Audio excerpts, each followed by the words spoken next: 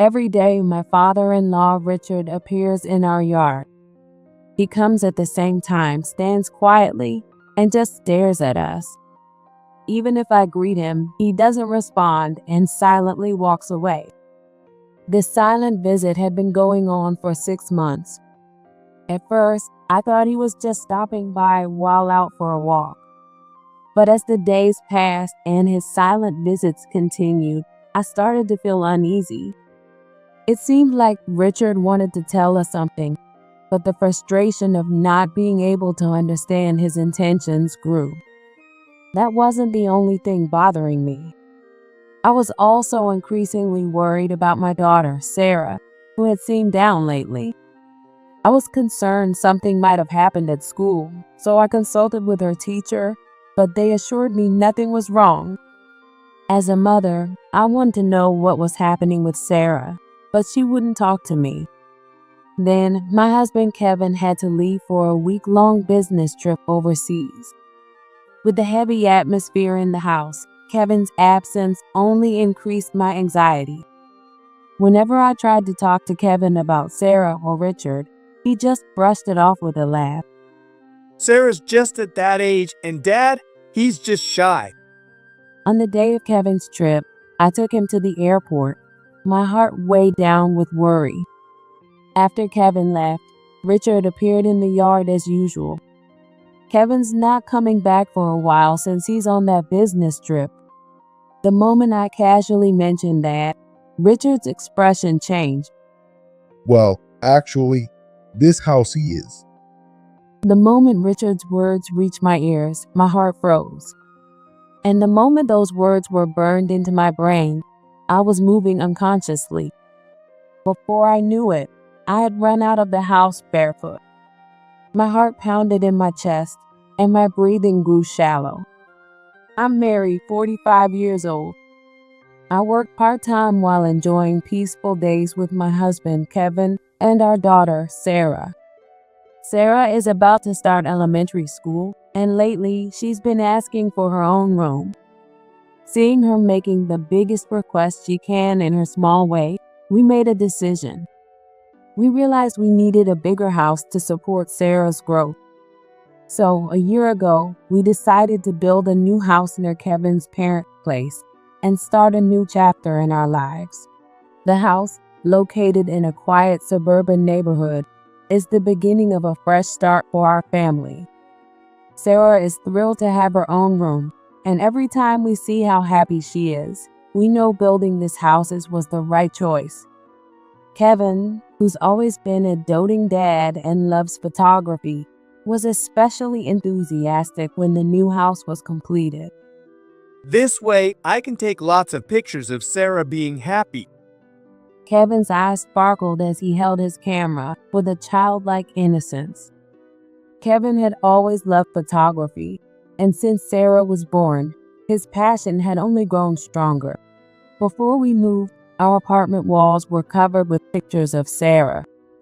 Her first steps, her joyful face with birthday cake, moments from family outings. These photos were like treasures to Kevin, and they represented his way of witnessing our family's growth. Even after moving into our new house, his enthusiasm didn't fade. In fact, now that Sarah had her own room, he was even more eager to capture new sides of her. Watching Kevin follow Sarah's growth with his camera was a testament to his deep love for our family. Kevin had always been worried about his father, Richard, living alone. When we decided to build our new home, Kevin saw it as the perfect chance and was happy. With Richard living close by, Kevin felt reassured knowing he could be there quickly if needed. Now, Kevin often finds time to visit his father's place and help him out. Seeing how much Kevin values his bond with Richard often warms my heart. His dedication to supporting and protecting our family must also be leaving a positive impact on Sarah. And more than anything, I was filled with joy that we were able to build our home in this quiet suburban neighborhood. With Kevin's family nearby and plenty of green space, it's a perfect place for Sarah to grow up freely. Since moving here, I felt like our family has truly found happiness. One day, strange things started happening around me. At first, the changes were small, but gradually, the oddities became more noticeable. What stood out the most was that Richard began coming to our front yard. It's been 6 months since Richard started visiting. At first, I thought he was just stopping by during his walk, so I casually tried to chat with him. However, Richard never stepped into the yard, just stood there silently, not saying a word, and after a while, he would leave without uttering a single thing. At first, I dismissed it, thinking it was part of his exercise routine. But seeing him appear at the same time every day, standing there in silence, started to worry me. I began to feel anxious, wondering if Richard was troubled by something or had something he wanted to tell us. Still, I continued to make an effort to talk to him every time he came. "Hello, Richard. It's a nice day today. How about some coffee?" I tried inviting him, but Richard never responded.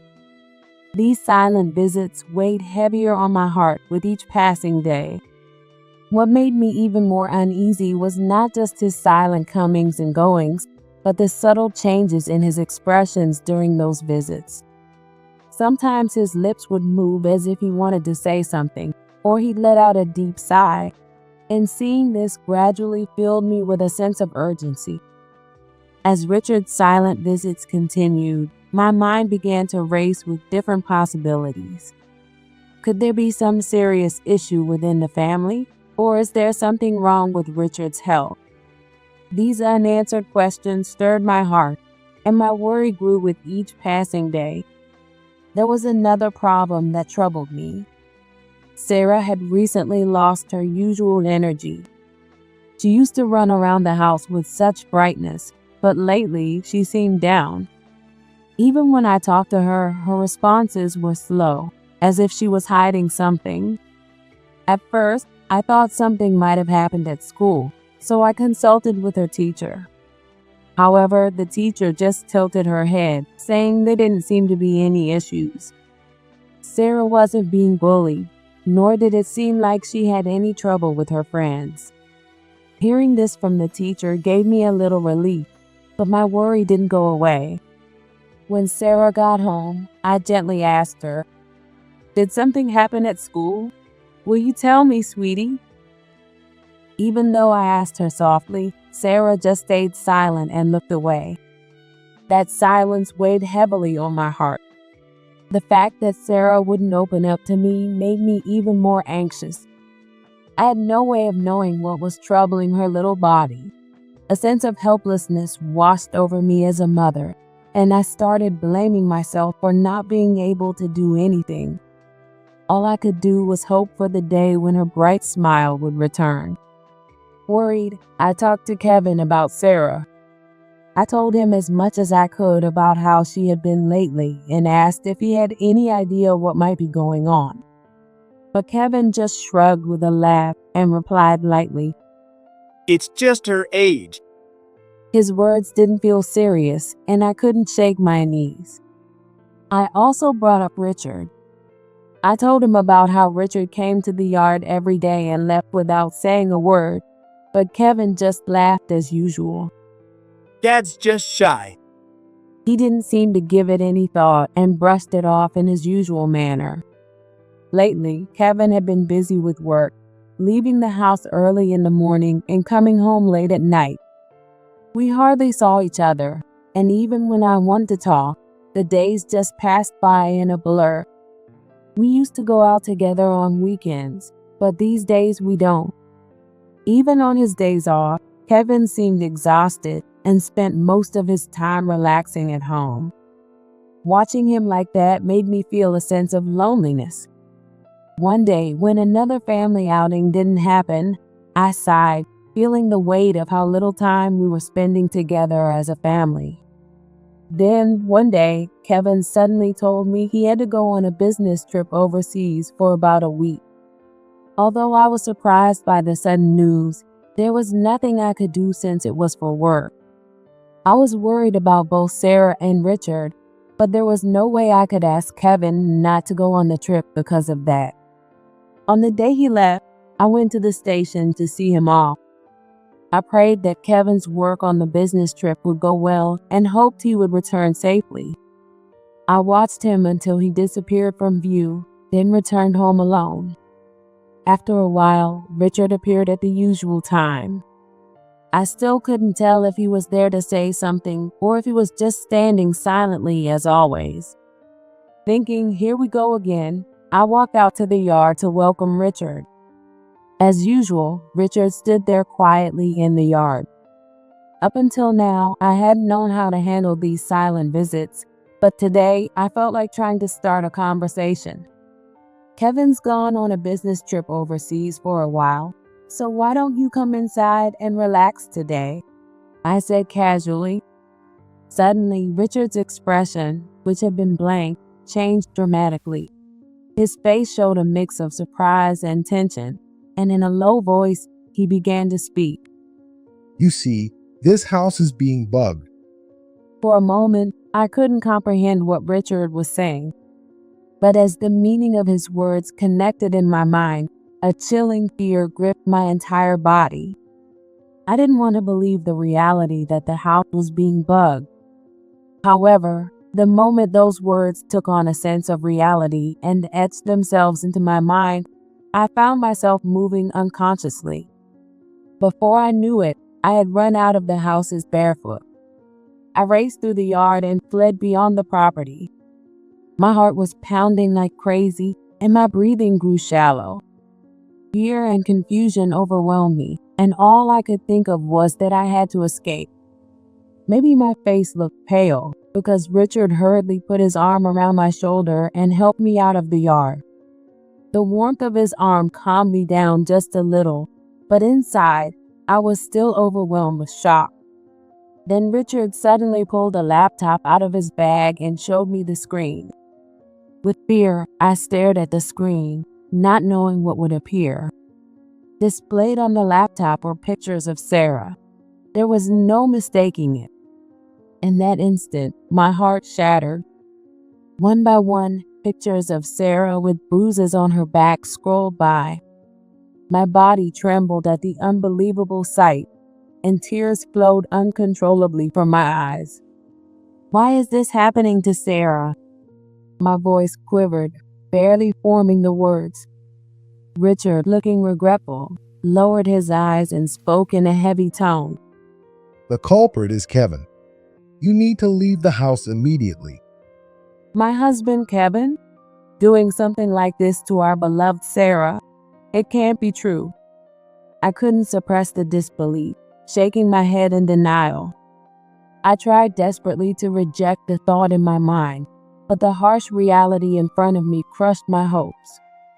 Richard's face was etched with sadness and deep regret.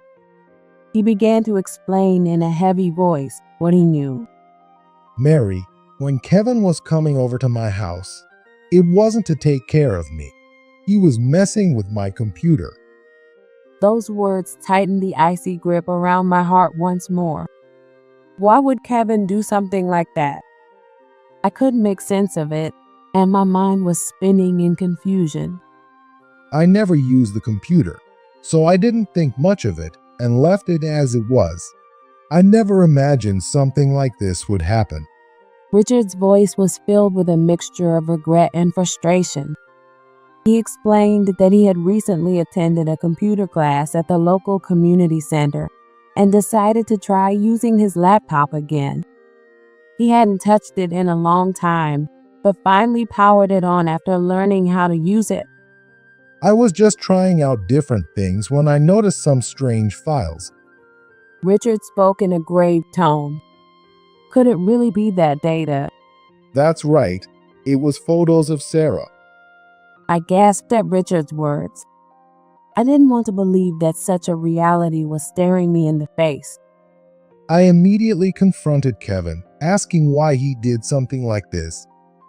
But what Richard said next made me shiver even more. I'm just keeping a record of her discipline. Richard said that Kevin had stated it nonchalantly. My mind was in chaos, unable to grasp what was happening. I never imagined such cruel words could come from Kevin's mouth. Worse still, Richard said Kevin threatened him afterward. Don't you dare tell Mary about this. Richard's story became even more unbelievable.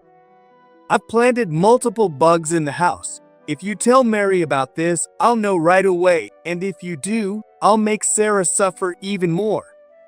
According to Richard, Kevin said all this with a smirk. Why would he do something like that? Richard, his voice trembling, asked Kevin, and Kevin reportedly laughed as he replied. I think Sarah's reactions, her discomfort and voice are adorable. The bugs are like a keepsake, a memento. I love Sarah. Hearing that Kevin had spoken those words with such confidence, I was speechless. It felt like I was staring at a completely different person, a cruel, cold version of the Kevin I thought I knew. This horrifying reality seemed to be swallowing me whole. Richard tried time and again to reason with Kevin. I'm sure his attempts were full of the love and responsibility only a father could have. In his own way, Richard was doing everything he could to protect Sarah's innocent smile. But Kevin apparently remained unfazed, brushing off Richard's words with a calm, indifferent attitude, as if he didn't even realize what he was doing was wrong. Then one day, when Richard was particularly persistent in his attempts to persuade him, it happened. Kevin smirked as if he were telling a joke and said with a grin, So, Dad, are you willing to take her place? The moment Richard heard those words, he must have been devastated.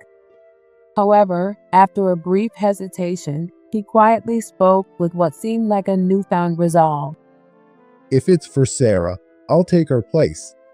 Those words of determination must have been filled with immense pain and love. For Richard, it seemed like the only way to protect Sarah. Kevin seemed momentarily stunned by Richard's unexpected response. His face likely showed a mix of surprise and confusion. However, the silence didn't last long.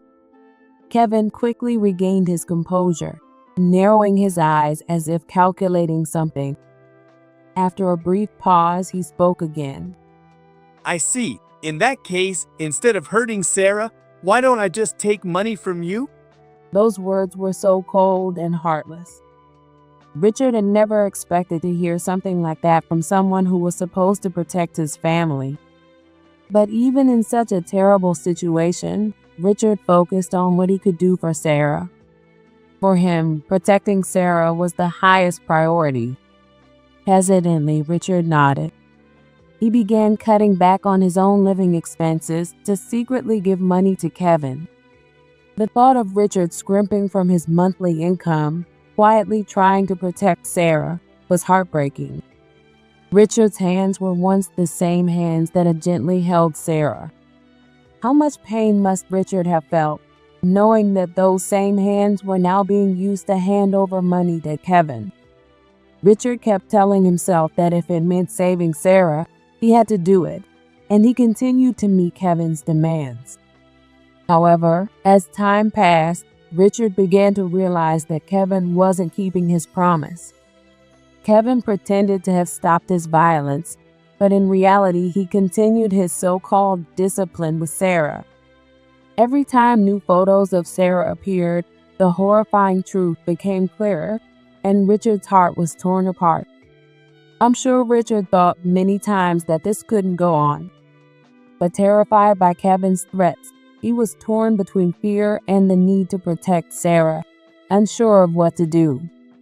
One day, unable to bear it any longer, Richard finally decided to confess everything to me. His eyes filled with tears and his voice trembled. Richard collapsed as if his strength had left him, apologizing to me through tears. I tried to tell you so many times, but I just couldn't. I'm so sorry. Seeing him like that brought an overwhelming surge of emotion in my heart as well. Richard had been desperately fighting to protect Sarah. I could feel the depth of his suffering, his helplessness, and the love he had for Sarah. Richard. I could barely get the words out. With Richard's tears, a firm resolve was born in my heart. After consulting with Richard, I made up my mind to act immediately. I couldn't just stay silent and let things continue. I felt deep inside that I had to do something right away to protect Sarah. That day, Richard and I went to her school to pick her up. Sarah looked surprised, but sensing the seriousness in our expressions, she got into the car without saying a word. We didn't return home. Instead, we headed straight to the Child Protective Services. In the quiet consultation room, Richard opened the laptop he had brought. The counselor looked at the photos on the screen, then gently spoke to Sarah. Sarah, I'm so sorry for what you've been through, but you're safe now. Can you tell us what happened? At first, Sarah was confused, but gradually she began to open up, and through her tears, she slowly revealed the pain she had been carrying. Through her tears, Sarah began to share the things she had been keeping hidden in her heart. At first, the incidents weren't that frequent, but after we built a new house, the memories of Kevin's discipline gradually increased. Before the move, Kevin had been kind, and there was little violence. But after moving into the new house, the frequency of Kevin's actions had steadily increased. Dad kept saying it was all my fault. Sarah's trembling voice reached my ears. My heart was torn apart by pain and anger. I felt an overwhelming guilt for not knowing and for failing to protect her.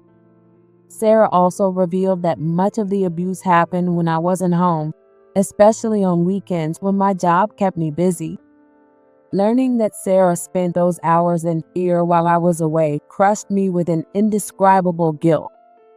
Dad said that if I told Mom, he'd hurt Mom the same way, so I couldn't say anything. The moment I heard that, tears poured from my eyes, unstoppable. I felt a crushing pain in my chest as I realized that both Sarah and Richard had been enduring such deep suffering because they were thinking of others. The thought that their efforts to protect others had led to this terrible situation filled me with an overwhelming sadness and anger that words could not express. However, the target of that anger was clear. The source of all this suffering was Kevin. The harm Kevin inflicted on Sarah is something that can never be forgiven.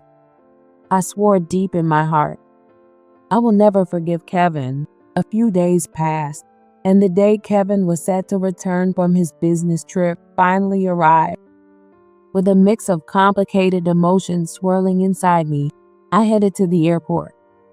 It wasn't to welcome Kevin, but because I had steeled myself for what was about to happen.